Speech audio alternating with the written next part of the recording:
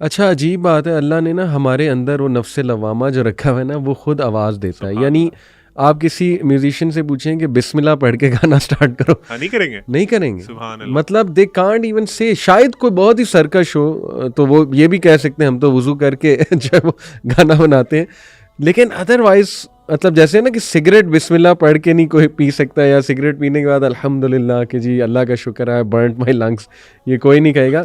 इसी तरह देखें कैसा अल्लाह ने रोब रखा हुआ है अपने नाम में और कुरान मजीद में कि कोई भी ये जसारत मेरा नहीं ख्याल इस तरह से कर सकता इब्ने है। कय्यम ने ना बड़ी प्यारी मिसाल दे के समझाया है। वो कहते हैं इस बहस को छोड़ दें कि परमिसिबल है नहीं है, आप चलें, वो कहते हैं कि make a list of things जो इमोशंस आपको लगता है कि म्यूज़िक जिन इमोशंस की तरफ लेके जाता है। और मैं अपनी ऑडियंस को भी दावत दूंगा, आप ना ये पॉडकास्ट पॉज करें, पेपर पेंसिल पकड़ें और ना एक लिस्ट बनाएं, पॉजिटिव या नेगेटिव, जो भी इमोशंस आपको लगता है कि म्यूज़िक से आते हैं, जौन सा जॉनरा भी आप सुनते हैं, और फिर आप खुद डिफ़ाइन करें अनबायस होके कि इन इमोशंस में नेगेटिविटी ज़्यादा है या पॉजिटिविटी ज़्यादा है। यानी कि अगर मैंने अपने पास एक लिस्ट बनाई हुई है बड़ा अनबायस्ड होके, म्यूज़िक से लस्ट आता है, वायलेंस आता है, फॉल्स इमोशंस आते हैं। और ये फॉल्स इमोशंस पे मुझे एक अपना पर्सनल वाक़या याद है।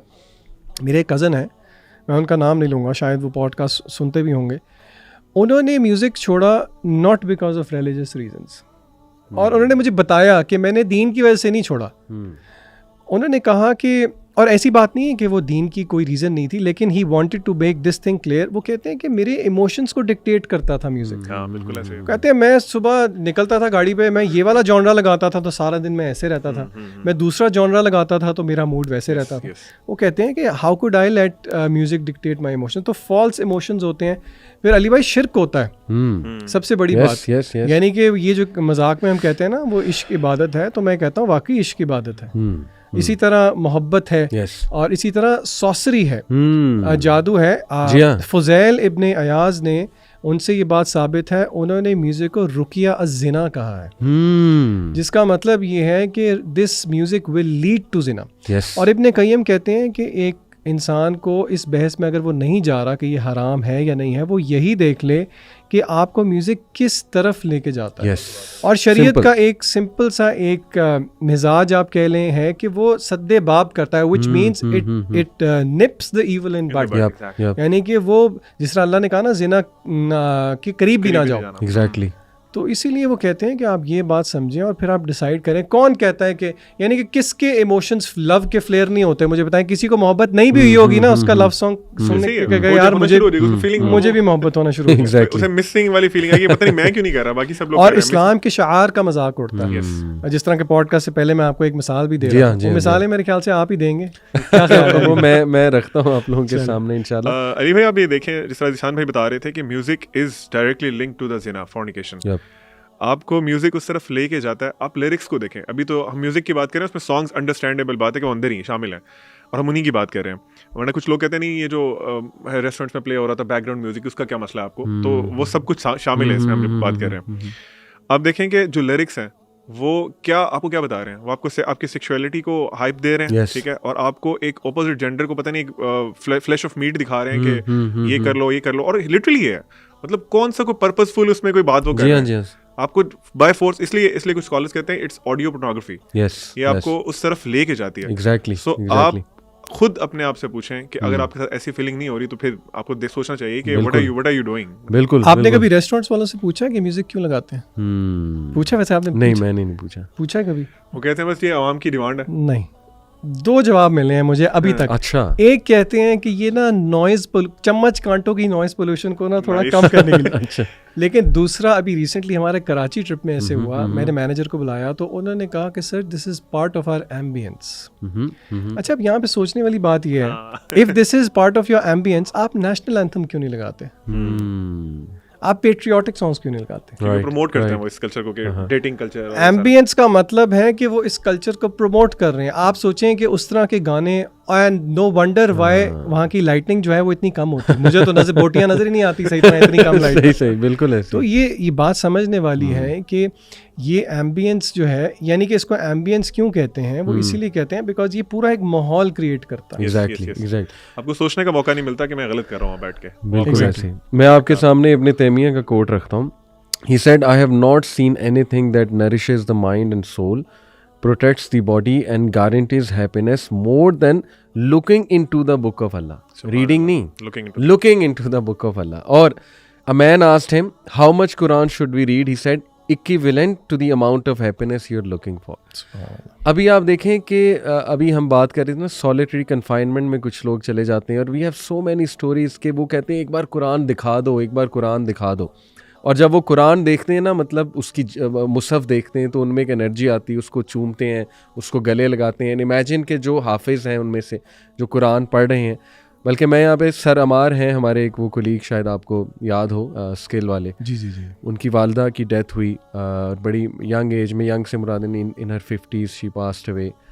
तो उन्होंने ख़ुद मुझे बताया कि हमारे लिए इतना शॉकिंग इवेंट था कि अभी पिछले दिन वो हंस के हमसे बातें कर रही थी, अगले दिन एस्थमा का अटैक हुआ and she is gone. Ambulance में कहता मैं जा रहा हूँ, मुझे पता है शी इज़ गॉन, और मुझे इतना रोना आ रहा है. Obviously we can understand. लेकिन उसने कहा कि मैंने बस, मुझे ना सूजी के अल्लाह की तरफ से सूरह ज़ुमर मैंने ऊंची पढ़ना शुरू कर दी, ऊंची आवाज़ में, और वो ड्राइवर मेरे साथ है, वो हैरान हो रहा है.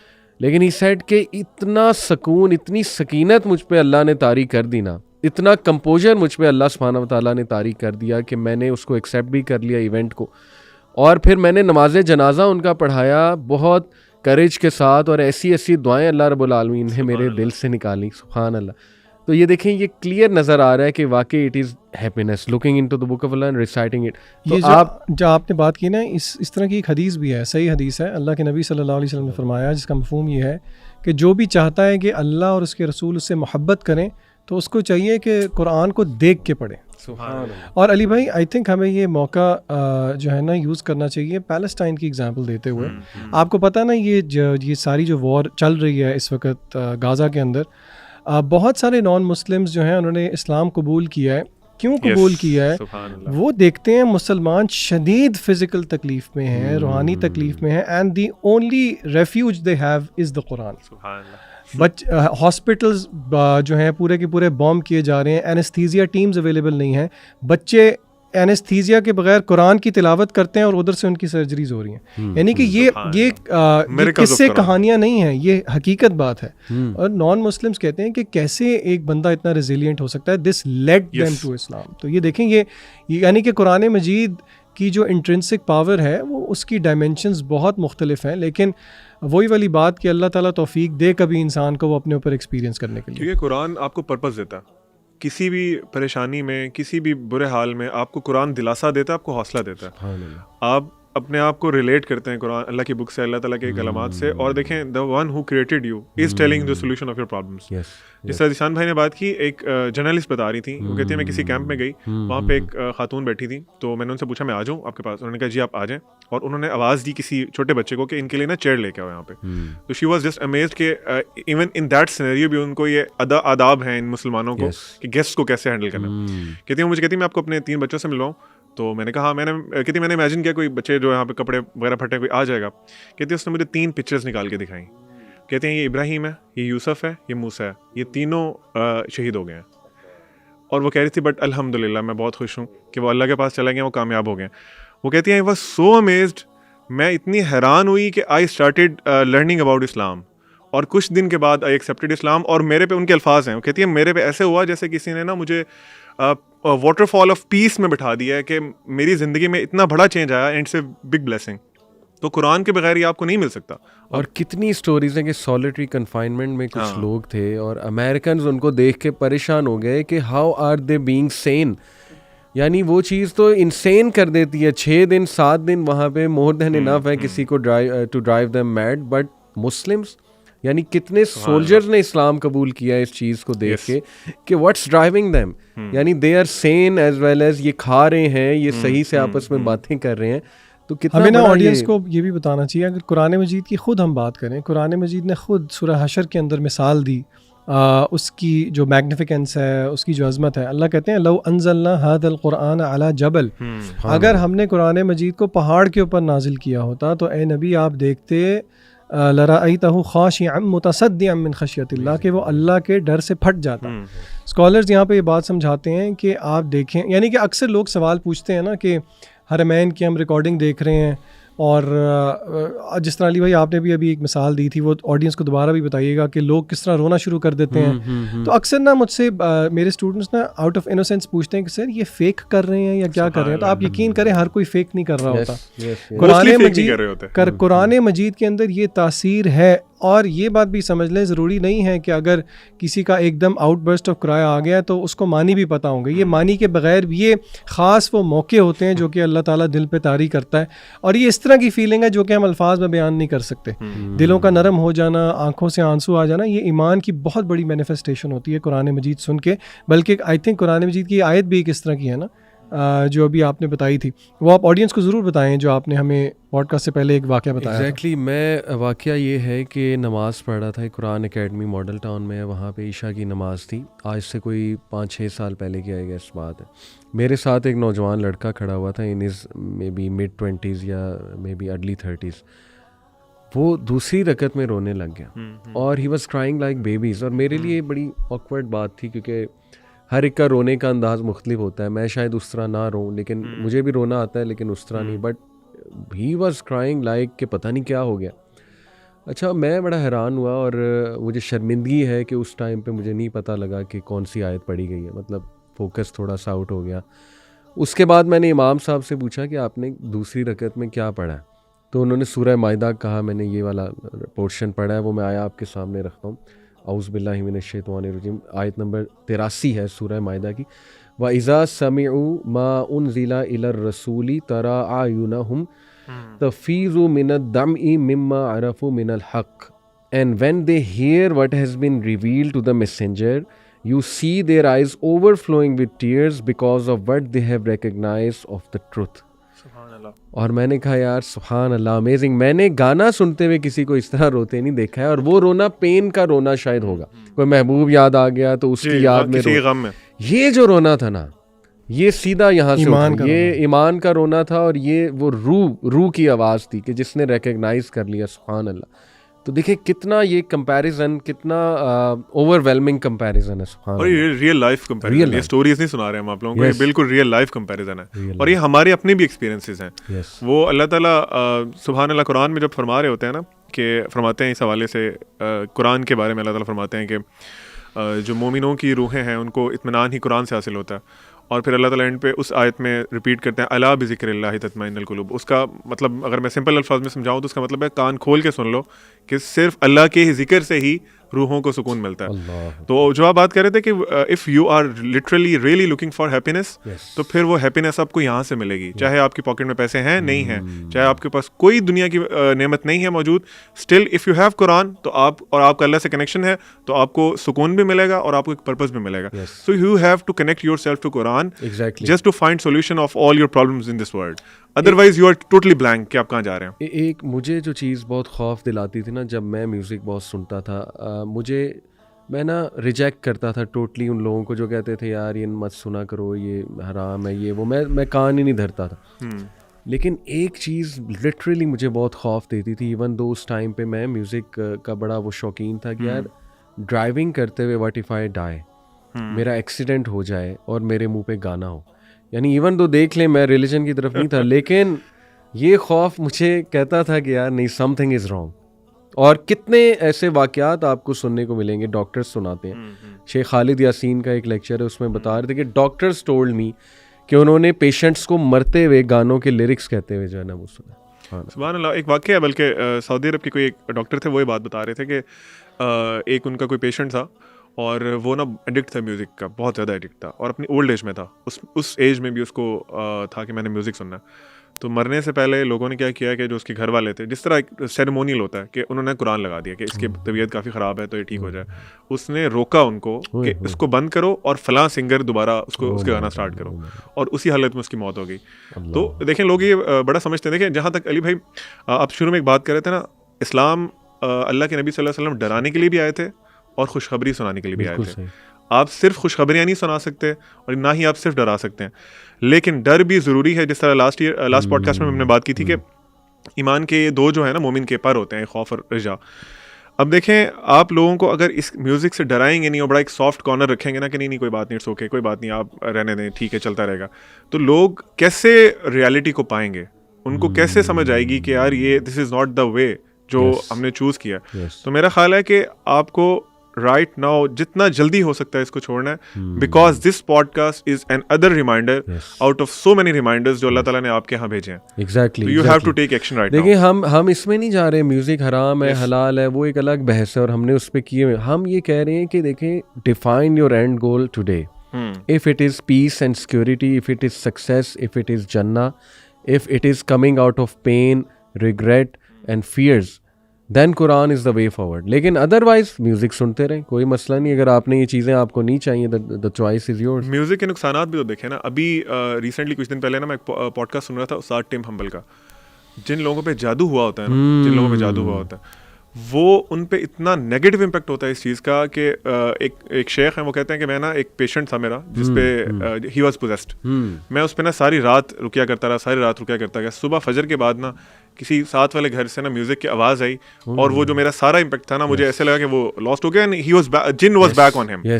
तो ये जिस तरह जिशान भाई भी शुरू में बात कर रहे थे, this is related to sorcery. और जिन लोगों पे जादू हुआ होता है वो तो सुभान अल्लाह, नहीं आप समझ लें कि शैतान आपको पोजेस कर लेता है. मैं आपको रियल बात बताऊं, और मैं चाहूँगा जिशान आपका भी एक वाकया है इसका रुकिया का, वो ज़रूर सुनाइएगा इफ़ यू आर कंफर्टेबल. मुझे खुद एक यूथ ने कहा कि सर पता नहीं अजीब बात है कि पॉर्न देखने के बाद and after relieving my self ना मेरा म्यूजिक सुनने का दिल करता है. यानी म्यूजिक उस टाइम ना मुझे एक अलग ही वो सीरियसली दे रहा होता है. यानी आप इमेजिन करें, शैतान उस वक्त फुल हावी हुआ है, नापाकी की हालत है, और उसमें वो कहता है मुझे म्यूजिक मजीद जो है ना वो डोपामीन या वो एक चस वाली फीलिंग जो है ना वो दे रहा है. एग्जैक्टली. मेरे यहाँ ना कुरान का जो एक अल्लाह ताला ने मुझे एक नया एक्सपीरियंस दिया कुरान मजीद के साथ, उसकी पावर को एक्सपीरियंस करने का. कि कोविड के दिन थे, हमारी फैमिली में एक मसला हुआ जिन पोजेशन का, और आज आके जो स्कॉलर से मशवरा हुआ, मुझे ये एडवाइस दी गई कि आप जो है ना वो रुकिया करें, क्योंकि जो खातून थी वो पर्देदार थी और मुझे वो जानती भी हैं, तो उनके घर वाले अनकम्फर्टेबल थे इस चीज़ से. अच्छा, यहाँ पे एक चीज़ मैं थोड़ा सा क्लैरिफाई कर दूँ. देखें, एज़ मुस्लिम्स हमारा ईमान है कि जादू एग्जिस्ट करता है. सूरह बकरा में अल्लाह ने बताया है व युअल्लिमून अन्नास अस्सिहर. तो पहली बात तो आप ये जहन में रखें कि ये कोई फोकलोर या फेबल नहीं है. म्यूज़िक एग्जिस्ट करता है, जादू एग्जिस्ट करता है और ये हमारे ईमान का हिस्सा है. नंबर 1. नंबर 2, दूसरी बात आप ये समझें कि जादू एक कॉन्ट्रैक्ट है जिन के और जादूगर के दरमियान. यानी कि जादू को आप डिवोर्स नहीं कर सकते जिन से. ये बात समझने की कोशिश करें. और यहाँ पे जिन से मुराद जो शयातीन है, डीमंस, जो डीमंस हैं. ये मैं क्यों बात कर रहा हूँ, बिकॉज मैंने अभी पहले बात की कि मैजिक का और म्यूज़िक का बहुत गहरा ताल्लुक़ है. जो देखिए, जिस तरह इंसानी रूह को तस्कीन मिलती है कुरान मजीद से, इसका एग्जैक्ट ऑपोजिट है शैतान के साथ. शैतान can not stand the Quran. सुभान अल्लाह, वेरी ट्रू. आप यकीन करें कि कटिंग लॉन्ग स्टोरी शॉर्ट, मुझे रुकिया करने का एक मौका मिला और मल्टीपल टाइम्स मैंने रुकिया किया क्योंकि वो मेरा फैमिली का केस ही था. और रुकिया थोड़ा बता भी, मैं हमारी ऑडियंस को शायद ना दे दूं, रुकिया कोई ये नहीं होता कि कोई ख़ास चीज़ है. रुकिये का मतलब बेसिकली ये है कि वो आयात या कुरान मजीद का कोई भी पोर्शन आप किसी बंदे के सामने जो कि या तो पोजेस्ड हो या उसको कोई फ़िज़िकल पेन हो या उसको स्पिरिचुअल मसला हो. यानी कि अल्लाह ने कुरान सूरतुल फातिहा का एक नाम शिफा है. शिफा है. कुरान मजीद को ख़ुद अल्लाह ने जो है वो शिफा से ताबीर किया है कुरान मजीद के अंदर ही. तो उसको रिसाइट करने को रुकिया का एक्ट कहते हैं और वो अल्लाह की इजाज़त से अगला बंदा हील हो जाता है. दिस इज़ व्हाट रुकिया इज़. अच्छा, जो शयातीन हैं वो रुकिया और आज़ान और इकामत वो ये बर्दाश्त नहीं कर सकते. और आप यकीन करें, रुकिया करते हुए मैंने 2 चीज़ें बहुत प्रोफाउंड देखी. नंबर 1, रुकिया करते हुए मैंने जो मेरे सामने जो केस था उस पर पोजेशन हुई हुई थी. जो हाथों के साइंस थे अली भाई, वो सारे वो थे जो कि म्यूजिशियंस करते हैं. अच्छा. यानी कि टू माय सरप्राइज उसमें से अक्सर साइंस मुझे नहीं पता थे और जब मैंने आके बताए तो मुझे पता लगा ये तो म्यूजिशियंस के साइन हैं. And she was an elderly lady. She was an elderly जो म्यूजिक शायद वो उस तरह नहीं, वो उनका म्यूजिक से दूर दूर तक का कोई ताल्लुक नहीं था. और आप इस चीज़ से ऑडियंस रिलेट करे। ये रिसेंटली पिछले साल में जो कॉन्सर्ट्स हुए हैं, आपको पता है, जो ज़िया भाई भी बहुत कोट करते हैं, जिसमें ये पूरे उन्होंने सैटेनिक रिचुअल्स किए थे। अच्छा, और दूसरी बात जो मेरे लिए प्रोफाउंड थी वो कुरान मजीद की तासीर थी। आप यकीन करें, शायद सुनने वालों को यकीन ना आए, लेकिन क्योंकि मैंने तो फर्स्ट हैंड एक्सपीरियंस किया है।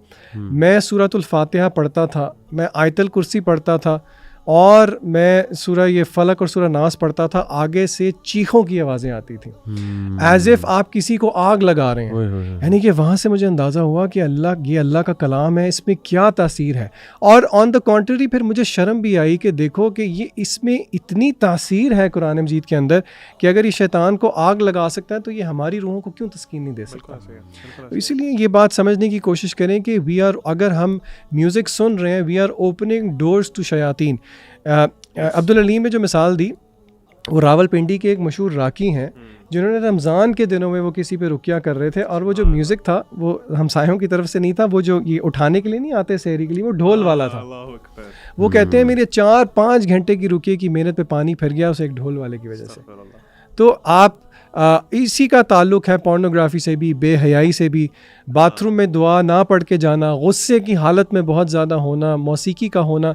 यानी कि अगर आपके घर में म्यूज़िक है, it is an open door for शयातीन कि वो आपकी ज़िंदगी में इंटरफेयर कर सकते हैं। बिल्कुल ऐसे है। आप जितनी चाहे एक्सेस दे दें उनको, फिर आपके जो मसले मसाइल हैं वो बढ़ते जाएंगे, कम नहीं होंगे। तो डेफिनेटली यू हैव टू। यहाँ पे एक और डिस्क्लेमर मैं दे दूं, मैं कोई ऑफिशियल राकी नहीं हूं, क्योंकि एक दो दफ़ा मैंने जब भी पहले ये कोट किया तो बहुत सारे जो है ना, नहीं, रुकिया हर मुसलमान कर सकता है, हर मुसलमान, चाहे हर मुसलमान गुनाहगार है। ये आप ना कहें कि जी हम तो नेक नहीं हैं, कोई भी इस चीज़ का दावा नहीं करता कि हम नेक हैं, बल्कि ये कुरान मजीद का एक हक है कि हम उसको एज रुकिया भी यूज़ करें। तो आप सूरत वुज़ू करके अपने प्यारों के लिए, अपने प्यारों का हक है कि हम खुद उनके लिए रुकिया करें।